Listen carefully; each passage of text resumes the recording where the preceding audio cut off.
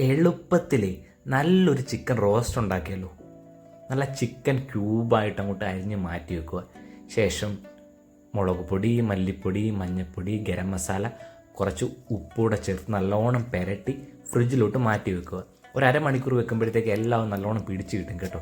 ശേഷം സവാളയും കൊച്ചുള്ളിയും പച്ചമുളകും നല്ല ചെറുതായിട്ട് അരിഞ്ഞെടുക്കണേ. എന്നാലും അത് ചിക്കനുമായിട്ട് നല്ലോണം പിടിച്ച് നമുക്ക് ആ ഒരു ടെക്സ്ചർ കിട്ടത്തുള്ളൂ. ശേഷം ഇഞ്ചിയും വെളുത്തുള്ളി നല്ലോണം ഒന്ന് ചതച്ച് അതും മാറ്റി വെക്കുക. പിന്നെ നമ്മൾ ഏത് പാത്രത്തിലാണോ വെക്കുന്നത് അതെടുത്ത് ആവശ്യത്തിന് വെളിച്ചെണ്ണ ഒഴിച്ചിട്ട് കടുക് ഒന്ന് പൊട്ടിച്ചെടുക്കുക. ശേഷം നമ്മൾ അരിഞ്ഞു വെച്ചേക്കുന്ന എല്ലാം കൂടെ ചേർത്ത് നല്ലോണം ഒന്ന് വഴറ്റിയെടുക്കുക. ഓവറായിട്ട് കരിയണ്ട, സിമ്പിളായിട്ടൊന്ന് വഴറ്റിയെടുത്താൽ മതി.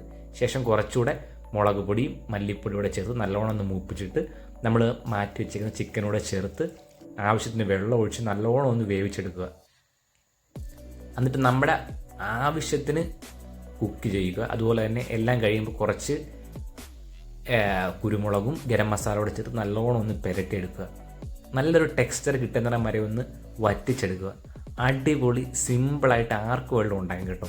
ചോറിൻ്റെ കൂടോ അപ്പത്തിൻ്റെ കൂടോ പുട്ടിൻ്റെ കൂടോ നമുക്ക് നല്ല അടിപൊളിയായിട്ട് കഴിയാം കേട്ടോ. എല്ലാവർക്കും ഇഷ്ടപ്പെടുന്ന സിമ്പിൾ ഒരു റെസിപ്പിയാണ്.